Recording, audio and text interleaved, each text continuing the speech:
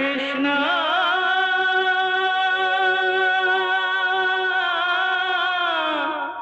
कृष्णा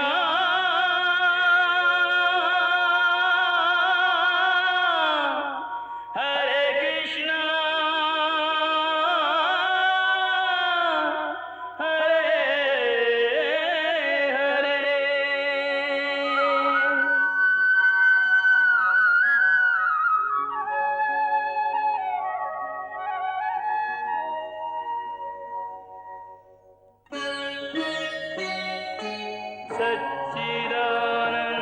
सच्चिदानन्दरूपाय विश्वोत्पत्त्यादिहेतवे तापत्रयविनाशाय श्रीकृष्णाय वयं नमः।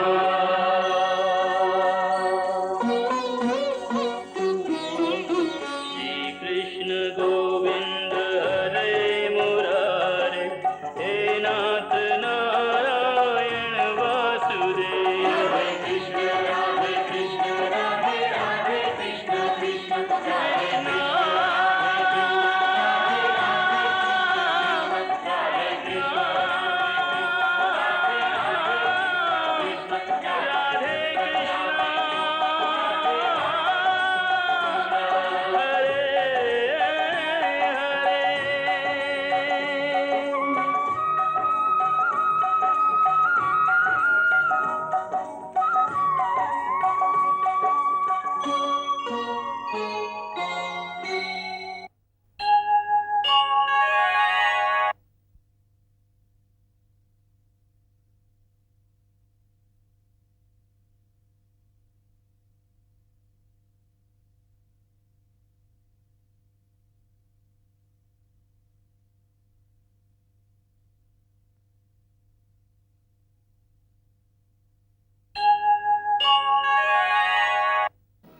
ऐसा लगता है कि शकुनी की चाल सफल हो गई है।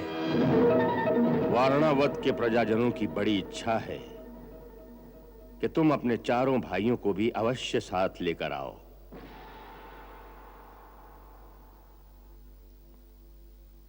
तुम्हारे पिता महाराज पांडु से वहां की प्रजा को बहुत लगाव था। उन्हें तुम पांचों भाइयों के दर्शनों की बड़ी लालसा है। इसलिए तुम अर्जुन, भीम, नकुल, सहदेव इनको साथ लेकर अवश्य जाना।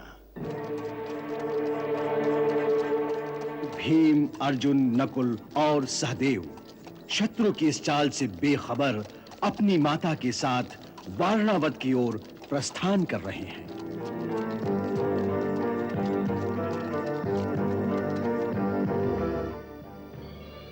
इधर भगवान श्री कृष्ण चिंता कर रहे थे कि इस विपत्ति से अपने भक्तों की रक्षा कैसे की जाए। उसी समय उनका भक्त विदुर पूजा कर रहा था।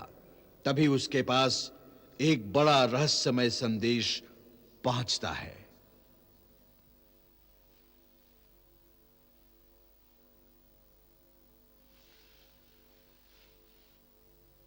महामंत्री की जय हो। क्या है प्रभु, द्वार पर एक साधु आया है। उसने आपके लिए यह फल दिया है।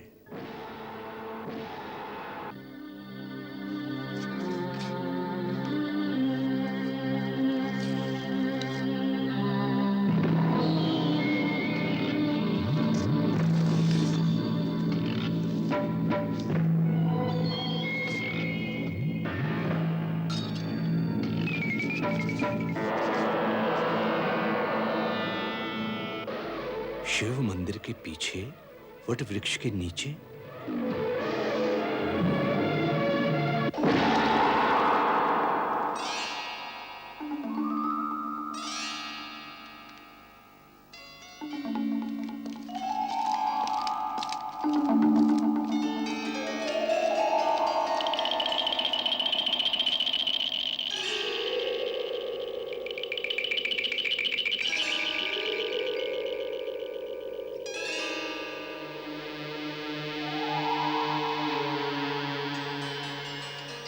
महामंत्री के श्री चरणों में सेवक का प्रणाम।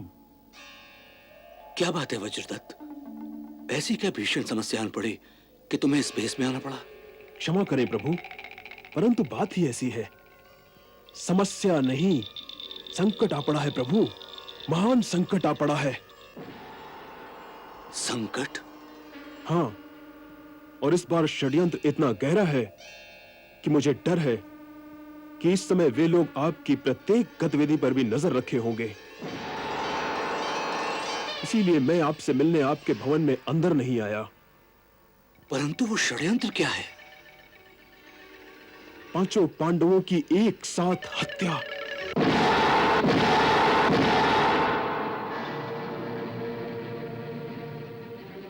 पांचों की हत्या?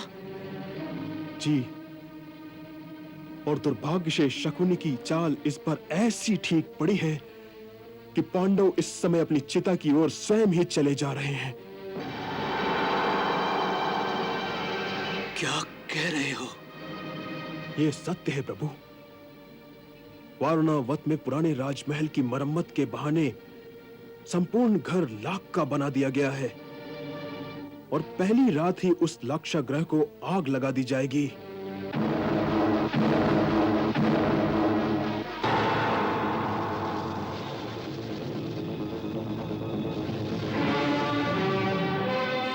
शकुनी जानता है कि एक ऐसा विशाल और मजबूत जाल आपने अपने गुप्तचरों का चारों ओर फैला रखा है जिसका छेदन वो आज तक नहीं कर सका, और इसलिए वह केवल आपसे ही डरता है। और इसलिए आज जबकि वह अपने जीवन की सबसे बड़ी चाल चल रहा है, उसकी पूरी कोशिश थी उस चाल की भनक भी आप तक न पहुंच सके, और वह तो इसमें सफल हो ही गया था। यह तो प्रभु की विशेष कृपा ही समझिए कि केवल 2 दिन पहले ही कहीं से मुझे यह भनक पड़ी कि कई मन लाख वारणावत में पहुंचाई जा रही है। बस इसी बात का पीछा करते करते मुझे षड्यंत्र का पता चल गया। बहुत देर से पता चला वज्रदत्त, बहुत देर से पता चला, और उस पर तुम भी एक दिन देर से पहुंचे। नहीं प्रभु, मैं तो कल ही आ गया था, परंतु आते ही मैंने देखा कि तात भीष्म के और आपके भवन के चारों ओर शकुनी के आदमी छुपे वेश में घूम रहे हैं। जो भी आपसे मिलके जाता था उसका पीछा हो रहा था कि कौन है और क्यों आपसे मिला है। इसीलिए मुझे यह सब इस प्रकार करना पड़ा कि आपसे मिलूं भी नहीं और संदेश भी आप तक पहुंच जाए। संदेश तो पहुंच गया, पर पांडवों तक सहायता कैसे पहुंचाई जाए?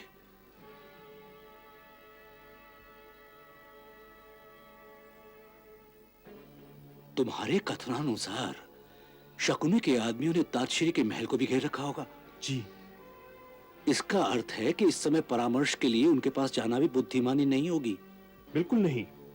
आपको इन दिनों पितामह भीष्म से कदाचित नहीं मिलना चाहिए। तुम्हारा क्या अनुमान है कि युवराज और उनके भाई वारणावत कब तक पहुंचेंगे? क्योंकि वह लोग आराम से रास्ते में पड़ाव डालते हुए जा रहे हैं, इसलिए कल संध्या काल तक ही वहां पहुंच सकेंगे। अर्थात यदि हम इसी समय शीघ्रगामी घोड़ों पर निकले तो कल सायंकाल तक हम भी उनके साथ ही वहां पहुंच सकते हैं। पहुंच सकते हैं। तो ठीक है, तुम अपने 4 विश्वस्त आदमियों को साथ लेकर इसी समय निकल जाओ। साथ में एक खनिक भी ले जाना जो हमारे भरोसे का हो। मुझसे सारी योजना समझ लो, परंतु सारी योजना इस बात पर निर्भर करती है कि तुम पांडवों से पहले वहां पहुंच जाओ। हाँ, एक बात और, तुम पहाड़ी रास्ते से छुपते हुए निकल जाओ। मुख्य मार्ग से कदाचित नहीं जाना, क्योंकि उस मार्ग से पांडव जा रहे होंगे, और मुझे पूरा विश्वास है कि उनके साथ जो अंगरक्षक सैनिक भेजे गए होंगे उसमें अधिकांश आदमी दुर्योधन के होंगे। उन्होंने दोनों ओर से मार्ग को बंद कर रखा होगा ताकि उधर से कोई सूचना लेकर इधर ना आ सके और इधर से कोई उधर ना जा सके। तुम सावधानी से जाना। जी।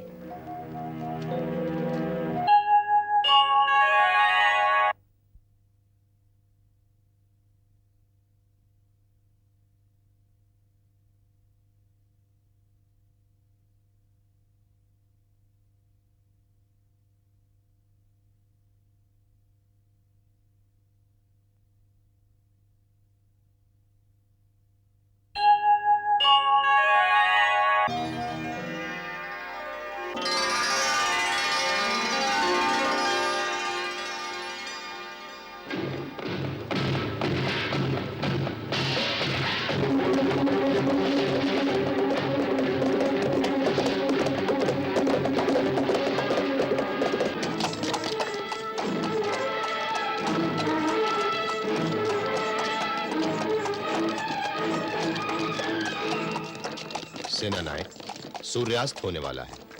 आज का पड़ाव यहीं ढाला जाए। जी सेनापति।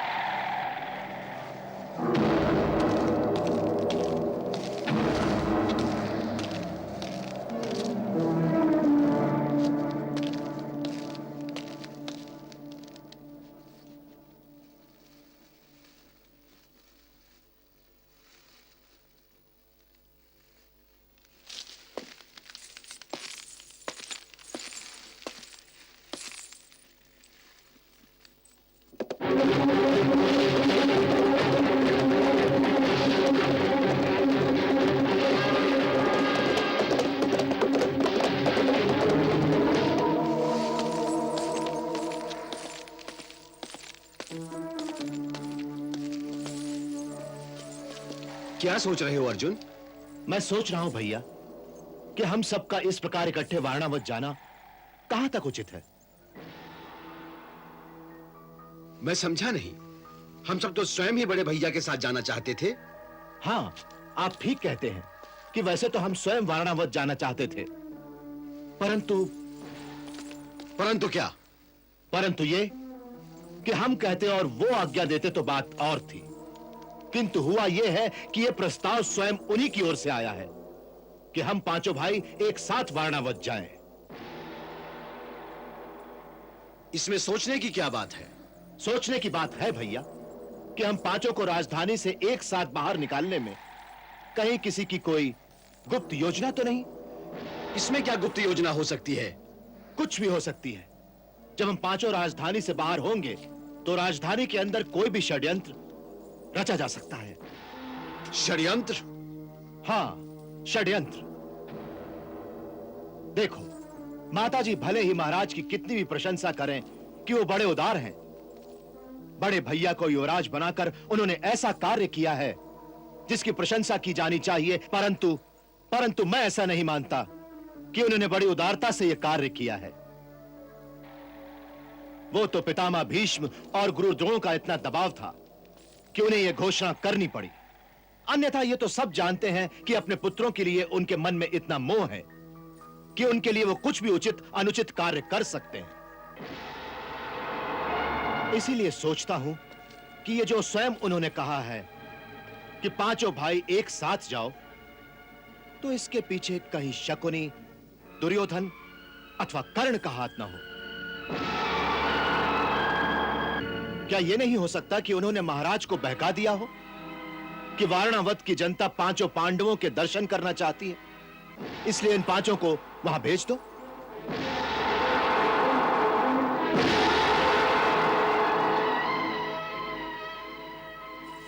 मान लिया कि धोखा हो सकता है, परंतु इससे उन्हें क्या लाभ?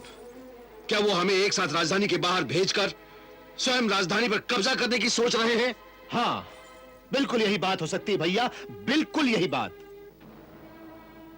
आप कहेंगे कि उनके पिता का तो राज्य पर कब्जा है ही, फिर इसकी क्या आवश्यकता है?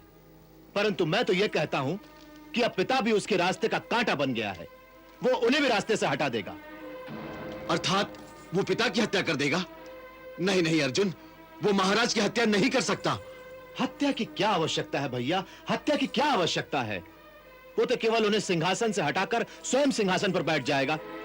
नहीं नहीं, तनिक सोचिए भैया, महाराज के द्वारा बड़े भैया को युवराज बनाने की घोषणा के बाद दुर्योधन के सारे सपने मिट्टी में मिल चुके हैं। अब उसे इस जन्म में हस्तिनापुर का राजा बनने की कोई आशा नहीं रही। अब तो उसके पास एक ही रास्ता रह गया है कि वो हमें कुछ देर के लिए राजधानी से दूर भेज दे और हमारी अनुपस्थिति का लाभ उठाकर पिता को हटाकर स्वयं सिंहासन पर बैठ जाए और हमारे वापस आने का रास्ता बंद कर दे, बस। तुम्हारा सोचना संभवतः ठीक हो सकता है अर्जुन, परंतु ऐसा हो नहीं सकता। क्यों नहीं हो सकता? हमारे पीछे कौन रोकेगा उसे? पितामह भीष्म, गुरु द्रोण और विदुर काका। हां अर्जुन, देखो, युवराज राजा का उत्तराधिकारी होता है, इसीलिए भले ही राजा पकड़ लिया जाए या मार दिया जाए, तो भी सिंहासन पर उत्तराधिकारी का ही अधिकार माना जाएगा। और जब तक वो युवराज उत्तराधिकारी जीवित है, तब तक पितामह भीष्म और गुरु द्रोण दुर्योधन का साथ नहीं देंगे, बल्कि उसका सामना करेंगे। और उनका मुकाबला करने की शक्ति न दुर्योधन में है, न उनके चहेते कर्ण में। इसीलिए यदि कोई षड्यंत्र होता तो वो यही कोशिश करता कि बड़े भैया को वारणावत अकेले ही भेजा जाए,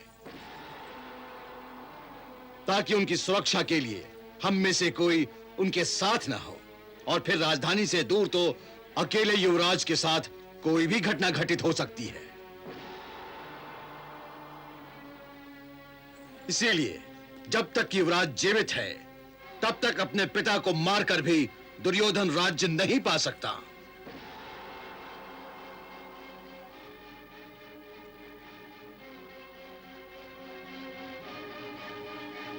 जब तक युवराज जीवित है।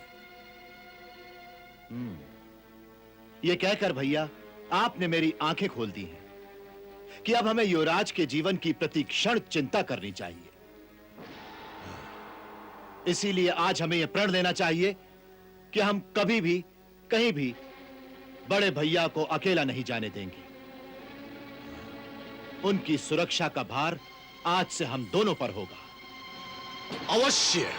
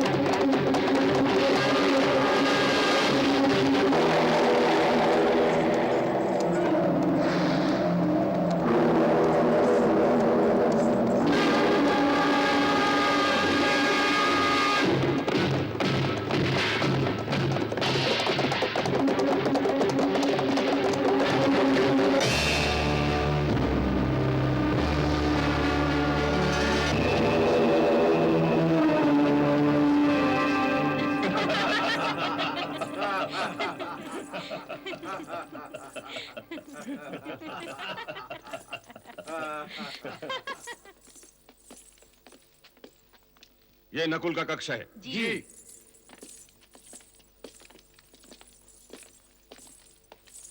और ये सहदेव का कक्ष होगा। जी हाँ। और इसमें अर्जुन। जी हाँ।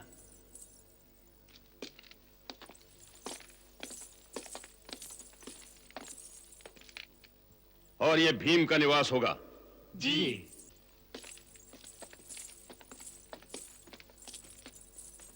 युधिष्ठिर के इस कक्ष को तनिक विशेष रूप से सजा दिया जाए। जी हाँ। वो युवराज हैं, उनके कक्ष की सजावट विशेष होनी चाहिए। जी अच्छा।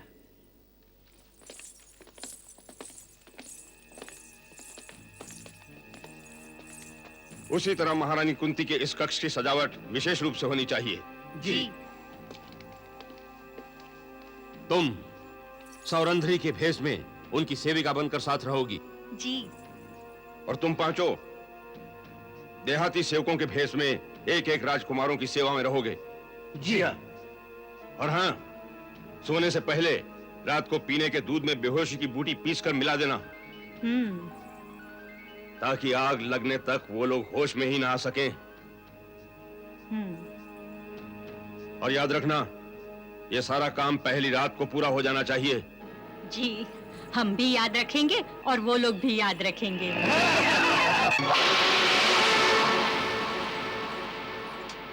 मामा जी,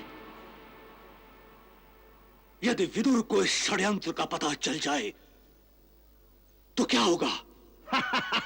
हाँ।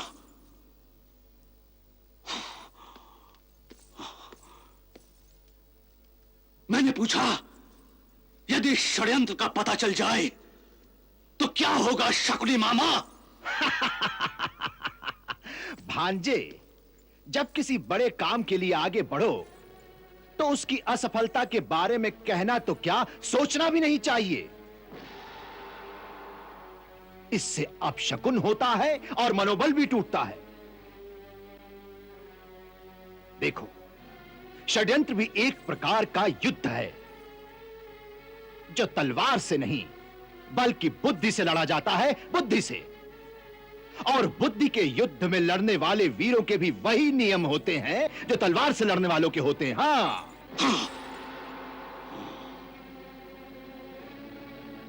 या तो जीतो या फिर मर जाओ, तीसरा कोई मार्ग नहीं होता भांजे, कोई मार्ग नहीं होता।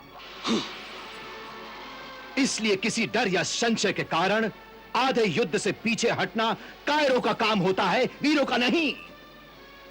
इसलिए कभी मत सोचो कि ऐसा होगा तो क्या होगा, वैसा होगा तो क्या होगा, समझे? हाँ, अब हमारा तीर हाथ से निकल चुका है। अब केवल उसकी सफलता की बातें सोचो, सफलता की।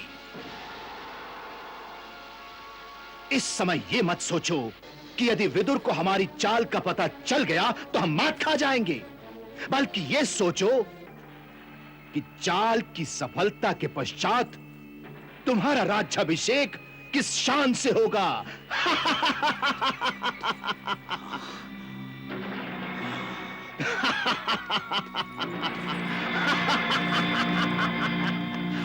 और इस राजमहल की सजावट कैसी होगी, इस नगर की दीपमालाएं कैसी होंगी, ऐसी बातें सोचो भांजे। हारने की बात मत सोचो। हाँ, हारने की बातें मत सोचो। हाँ।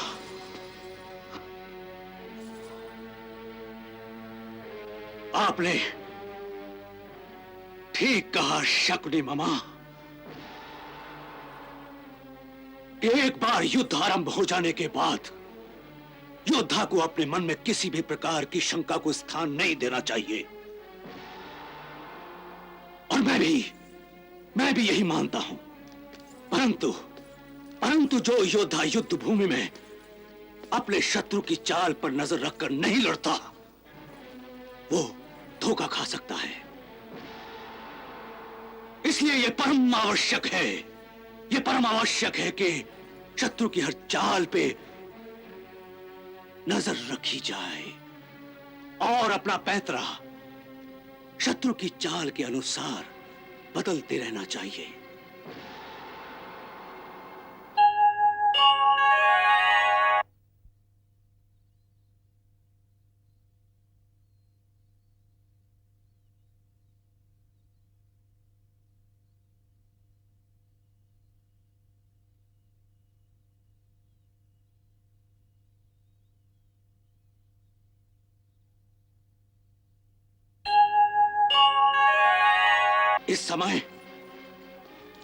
इस समय हमारी चाल की सफलता का सबसे बड़ा आधार एक ही है। सबसे बड़ा आधार एक ही है, कि आग लगने से पहले हमारे षड्यंत्र का पता हमारे शत्रु को न चले। परंतु परंतु हमें इस बात के लिए भी तैयार रहना चाहिए कि अगर हमारे शत्रु को हमारे षड्यंत्र के बारे में पता चले तो उसके उत्तर में हमारी दूसरी चाल क्या होगी वो निश्चित कर लेनी चाहिए। तुम में और मुझ में यही अंतर है भांजे, यही अंतर है कि तुम्हारे मन में इस छोटी सी शंका का स्थान अब भी बना हुआ है कि यदि शत्रु को इस चाल का पता चल गया तो भांजे, मेरे मन में केवल एक निश्चय है कि शत्रु को इस चाल का पता कभी नहीं चल सकता, कभी नहीं। हाँ,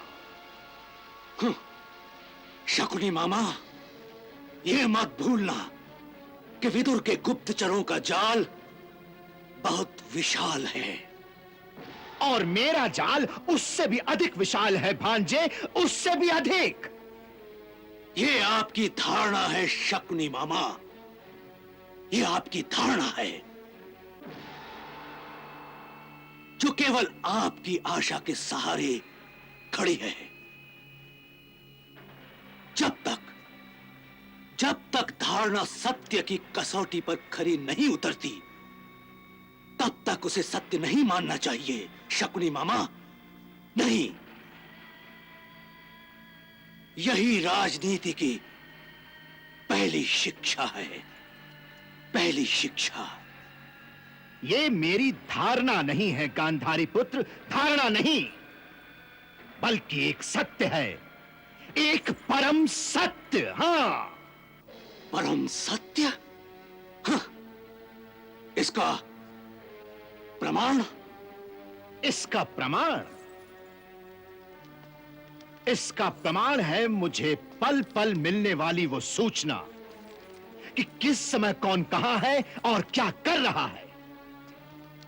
शकुनी कभी कच्ची गोलियां नहीं खेलता भांजे, कभी नहीं। हां,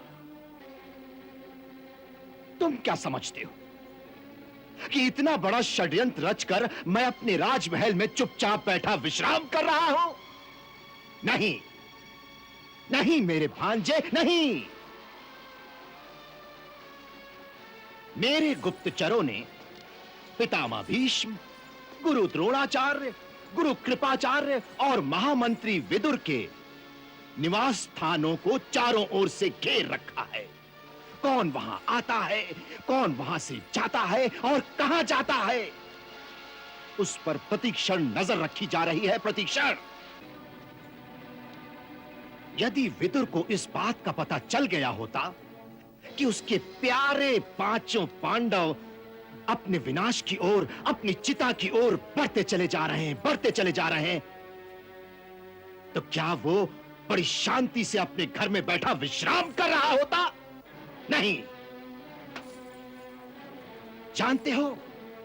जानते हो मेरी अंतिम सूचना के अनुसार वो मूर्ख इस समय अपने घर के मंदिर में बैठा भगवान की पूजा कर रहा है, पूजा। और उधर विनाश की वो काली रात बढ़ती चली आ रही है, बढ़ती चली आ रही है, जिस रात में वो महाअग्नि प्रकट होगी, महाअग्नि, जिसमें पांडव के वंश का संपूर्ण विनाश हो जाएगा। हाँ भांजे, संपूर्ण विनाश। हाँ। हे भगवान श्री कृष्ण, आज आपके भक्तों पर संकट की काली छाया मंडरा रही है। प्रभु रक्षा करो, मेरी लाज रखो प्रभु। कुंती और उसके पुत्रों की रक्षा करो। मुझे शत्रु से उनके प्राणों का भय है प्रभु। रक्षा करो प्रभु, रक्षा करो।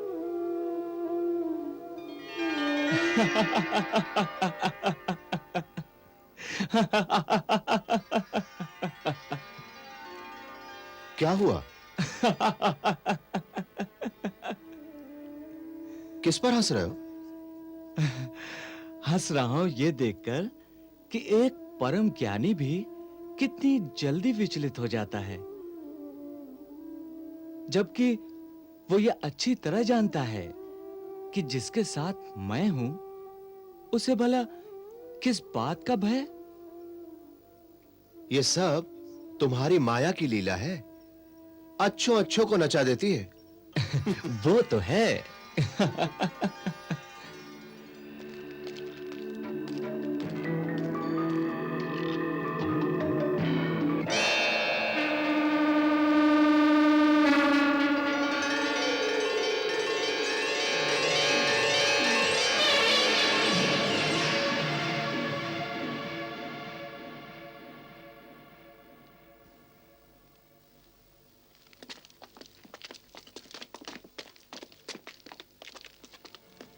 यह सुरंग यहां से उस लाक्षागृह तक होनी चाहिए।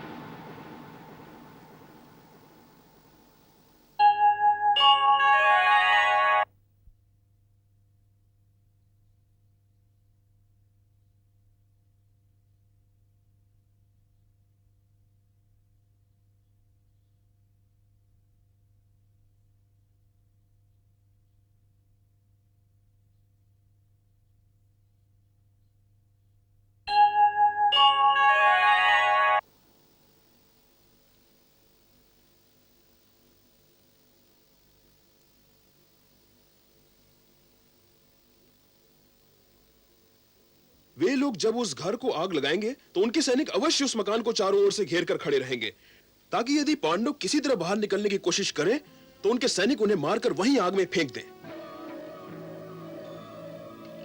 इसलिए मैं कहता हूं कि हमें उस घर से यह सुरंग यहां तक खोदनी चाहिए, ताकि यहां नदी के किनारे सुरंग से वो बाहर निकले और तुम उन्हें नाव में तत्काल बैठाकर यहां से नदी के उस किनारे ले जाओ। जी, आप ठीक कह रहे हैं, लेकिन इतनी लंबी सुरंग खोदने के लिए हमारे पास समय बहुत कम है। वह मैं जानता हूं, परंतु यह काम करना तो पड़ेगा। तुम इसी क्षण यहां से खुदाई आरंभ कर दो। उधर जब युवराज अपने साथियों के साथ वहां आ पहुंचेंगे तो मैं और मेरे साथ 2-3 साथी देहाती मजदूरों के भेष में वहां पहुंचकर उनका सामान अंदर ले जाने के बहाने घर के अंदर घुसकर वहां किसी अंधेरे कोने में छिपकर रात की प्रतीक्षा करेंगे। और यदि ऐसा मौका मिल गया तो हम भी अंदर से सुरंग खोदने की कोशिश करेंगे।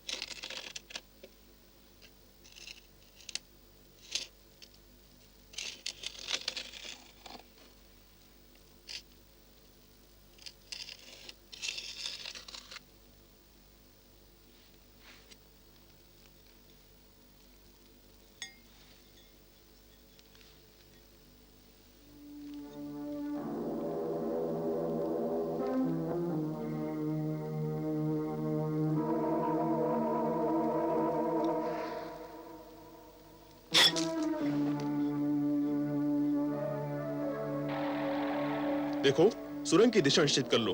आप लोग यहाँ से उत्तर पश्चिम की दिशा की ओर सुरंग की खुदाई करेंगे और हम लोग अंदर से दक्षिण पूर्व दिशा की ओर खोदेंगे, ठीक?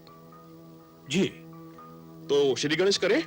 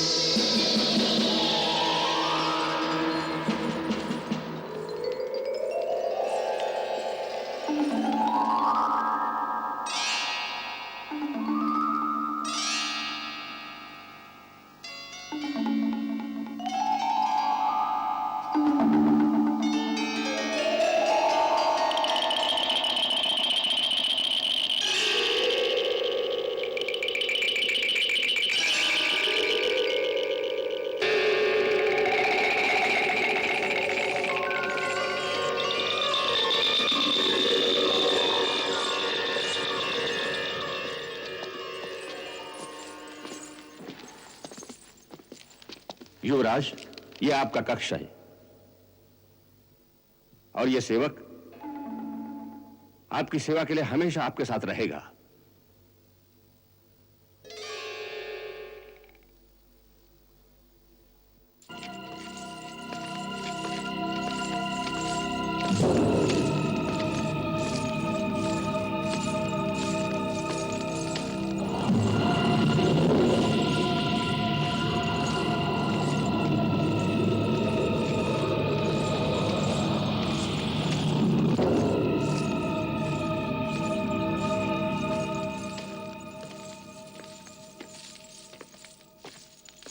महारानी जी के लिए आपके साथ वाला कक्ष रखा है। महारानी जी, ये विश्वस्त दासी सैरंध्री बनकर आपकी हर प्रकार की सेवा करेगी।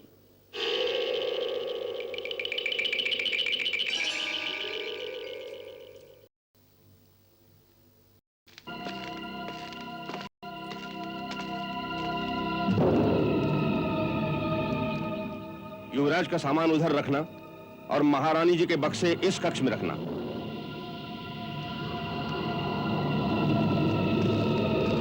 आइए महारानी जी।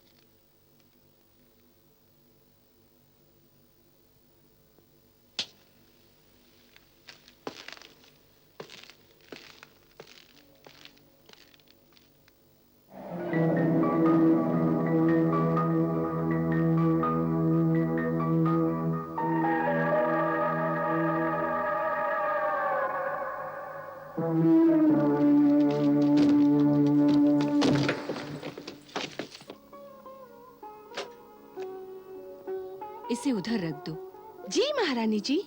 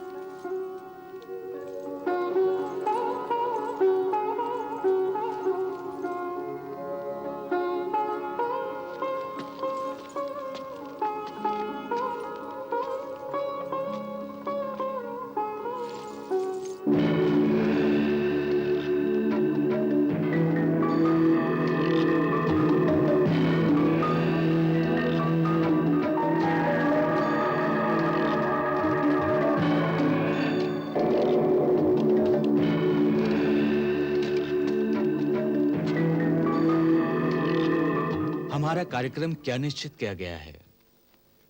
पूजा के लिए कब जाना होगा? कल संध्या काल में युवराज। प्रजाजनों से कब मिलना होगा? वो लोग तो आज ही आपके दर्शनों के लिए आना चाहते थे, परंतु हमने ये कहकर उन्हें रोक दिया कि युवराज 4 दिनों की लंबी यात्रा से पधारे हैं, उन्हें विश्राम करने दिया जाए। कल जब भी आपकी आज्ञा होगी, प्रजाजनों को आपके दर्शनों की अनुमति दे दी जाएगी।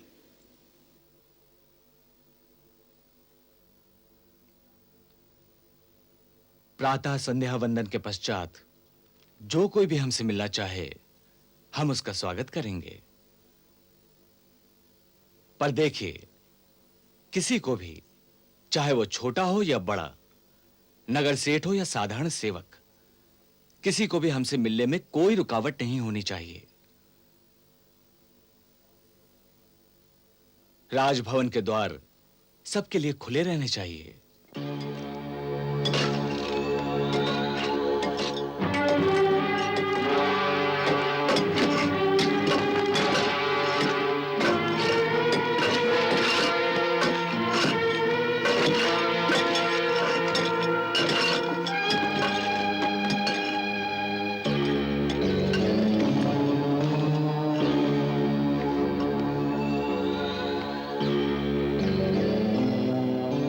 कहां तक पहुंचे? आधे से आगे निकल गए हैं।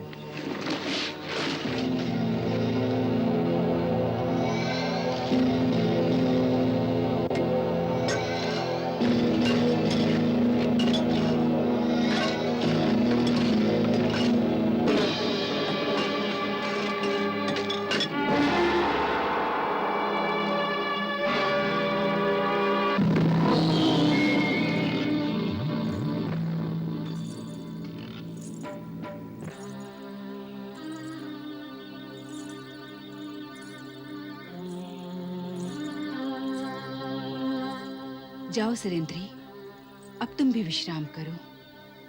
जी महारानी जी।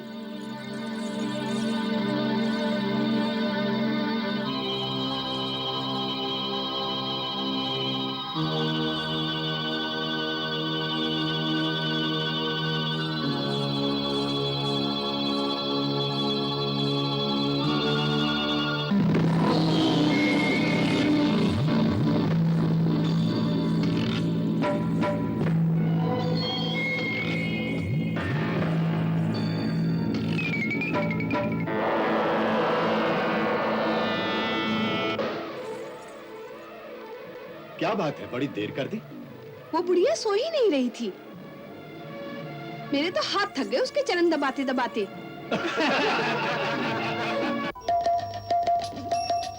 हरे कृष्णा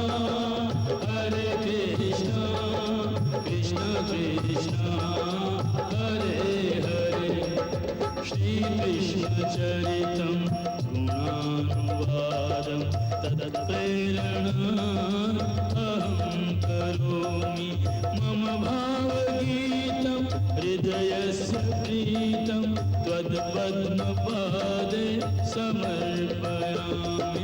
हरे राम राम राम हरे हरे, हरे कृष्ण कृष्ण कृष्ण हरे कृष्ण।